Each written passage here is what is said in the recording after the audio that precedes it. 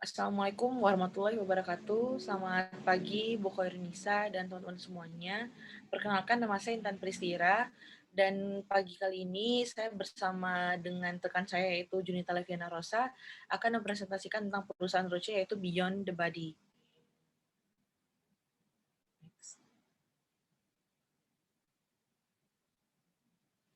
Selanjutnya yaitu tentang introduction.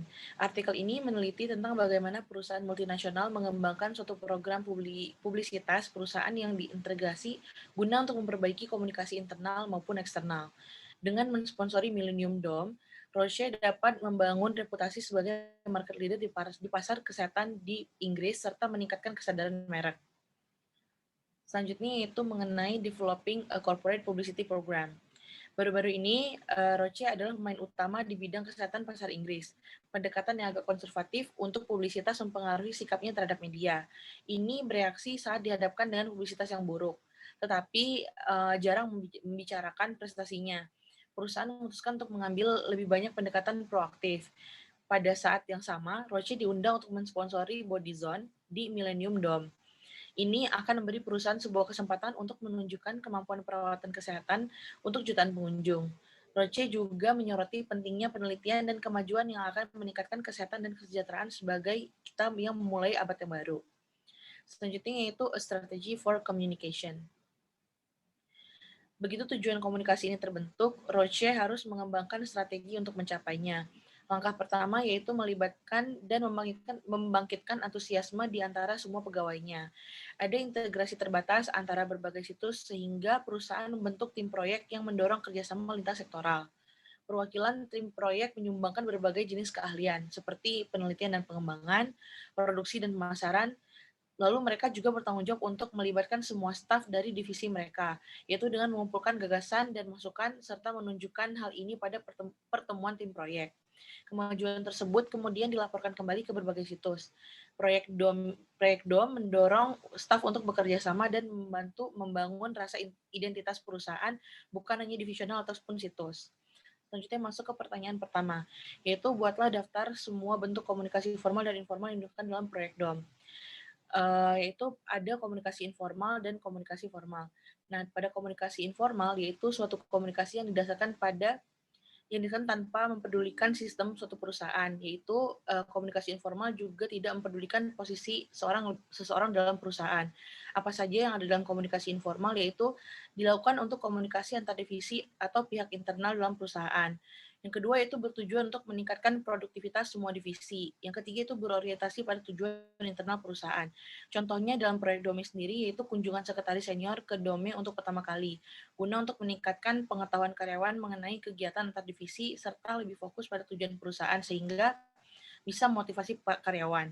Selanjutnya yaitu komunikasi formal.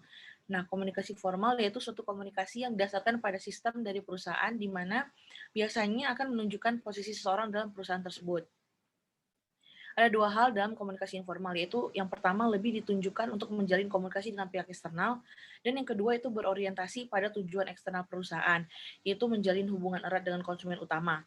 Contoh dalam proyek Dome itu sendiri, yaitu membuat paket perhotelan perusahaan dan membuat laporan media mengenai aktivitas Roche yang ditunjukkan kepada tamu ataupun pengunjung Dome. Selanjutnya itu soal nomor 2, yaitu bagaimana Anda akan menggunakan berbagai ahli teori motivasi yang telah Anda pelajari untuk menjelaskan manfaat positif yang dialami Roche sejak keterlibatannya dalam proyek Dome. Jawabannya itu kita menggunakan dari teori Herzberg, yaitu memiliki pengaruh positif dalam motivasi. Keterlibatan Roche dalam proyek Millennium Dome memiliki banyak manfaat, salah satunya itu kerjasama lintas divisi, membuka jalur komunikasi informal. Misalnya, yaitu kunjungan Dome oleh semua sekretaris senior di perusahaan yang memungkinkan banyak dari mereka untuk bertemu dan berkomunikasi secara langsung. Hal tersebut memungkinkan untuk mereka saling bertukar pikiran sehingga mereka memperoleh pengetahuan yang jauh lebih baik tentang aktivitas dari berbagai divisi. Ini bisa saja menjadi motivasi untuk mencapai tujuan perusahaan yang akan berguna bagi keberlangsungan perusahaan di masa yang akan datang. Bagi Roche, peningkatan motivasi dapat membuktikan manfaat terpenting dari proyek Bodyzone. Rasa memiliki dan kemampuan untuk mengidentifikasi dengan tujuan perusahaan dan divisi dapat meningkatkan produktivitas di semua divisi. Selanjutnya akan dijelaskan oleh rekan saya Junita Leviana Rosa.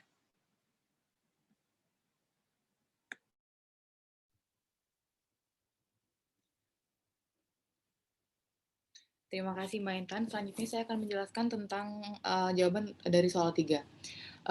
Pertanyaannya yaitu komunikasi yang baik sering dipandang penting untuk menjalankan perusahaan secara efisien. Faktor apa saja yang mungkin menyebabkan komunikasi ini rusak? Jawabannya, komunikasi yang baik sering dipandang penting untuk menjalankan perusahaan secara efisien. Faktor-faktor apa aja sih? Yang pertama yaitu ada kredibilitas atau keterpercayaan. Proses komunikasi sangat dipengaruhi oleh faktor kepercayaan.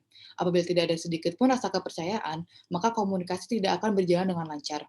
Yang kedua yaitu ada konteks atau perhubungan. Proses komunikasi akan dipengaruhi oleh faktor berhubungan. Apabila tidak terjadi kontak atau hubungan, maka komunikasi tidak akan terjadi. Yang ketiga yaitu konten atau kepuasan. Pada dasarnya, komunikasi ini harus menimbulkan rasa puas antara kedua belah pihak atau komunikator dan komunikan. Kepuasan akan dicapai apabila pesan atau informasi yang disampaikan oleh komunikator dapat diterima dan dimengerti dengan baik dan ada umpan balik dari komunikan. Yang keempat yaitu ada clarity atau kejelasan. Faktor kejelasan itu juga sangat penting dalam komunikasi. Kejelasan itu meliputi kejelasan berita, kejelasan tujuan yang akan dicapai, dan kejelasan kata-kata yang dipergunakan, serta kejelasan dalam menggunakan bahasa tubuh. Yang kelima yaitu continuity and consistency atau kesinambungan dan konsisten. Konsisten. Komunikasi akan berlangsung lancar jika terjadi kesinambungan dan konsisten hubungan antar kedua belah pihak. Dalam hal semacam ini, komunikasi perlu dilakukan secara terus-menerus dan secara konsisten. Selain itu, pesan atau informasi yang disampaikan jangan saling bertentangan. Yang terakhir atau yang keenam, ada capability of audience atau kemampuan komunikan. Kemampuan komunikan sangat menentukan dalam proses komunikasi. Dalam hal ini, penyampaian pesan atau berita harus disesuaikan dengan tingkat pengetahuan dan kemampuan dari pihak komunikan.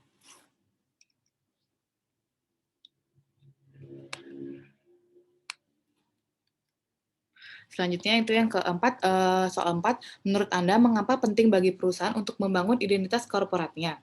Peran apa yang dimainkan media dalam pengakuan ini? Citra perusahaan ini merupakan kesan visual perusahaan secara keseluruhan. Semua perusahaan memiliki citra perusahaan. Sebagian besar citra perusahaan ini berasal dari logo perusahaan, logo atau merek perusahaan, dan apapun yang secara visual mengidentifikasikan perusahaan itu. Gambar visual ini akan merepresentasikan perusahaan kepada orang awam yang sebelumnya tidak mengetahui perusahaan ini secara langsung. Jika seseorang memiliki kesan pertama yang negatif terhadap perusahaan tersebut, maka hal ini akan menimbulkan penilaian yang skeptis terhadap perusahaan. Peran utama media ini memiliki dua fungsi, yaitu penyebaran citra perusahaan secara luas dan penyebaran citra perusahaan secara berulang. Ketika media menyebarkan logo perusahaan, maka semakin banyak orang yang mengetahui logo perusahaan dan perusahaan mungkin ingin menarik lebih banyak pasar sasaran untuk membangun pelanggan baru. Penyebaran citra perusahaan dengan cara penayangan iklan yang terus berulang oleh media akan mengarahkan pada penanaman citra perusahaan yang kuat guna membangun pelanggan perusahaan yang loyal dan percaya pada produk suatu perusahaan tersebut sehingga menghilangkan penilaian yang skeptis atau negatif dan mendorong masyarakat untuk merespons positif terhadap pembentukan citra produk yang baik.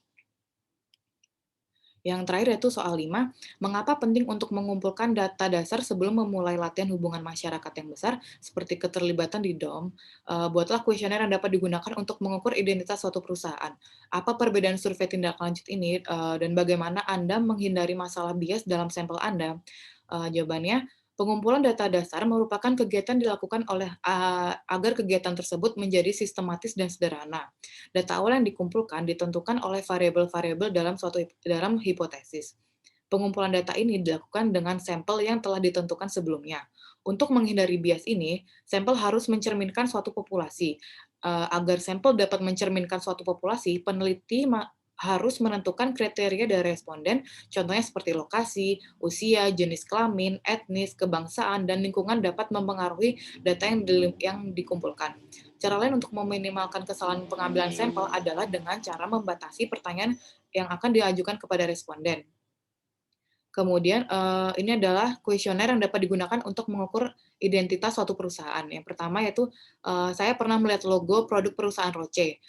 Kita dapat milih setuju atau tidak setuju. Yang kedua ada saya pernah menggunakan salah satu produk dari perusahaan Roche. Yang ketiga ada saya mengetahui informasi mengenai produk dari perusahaan Roche dari iklan. Yang keempat ada saya percaya terhadap produk dari perusahaan Roche. Dan yang terakhir ada saya melakukan pembelian ulang terhadap produk dari perusahaan Roche. Sekian dari kelompok kami, kurang lebihnya mohon maaf. Kita lanjut ke sesi tanya jawab. Terima kasih.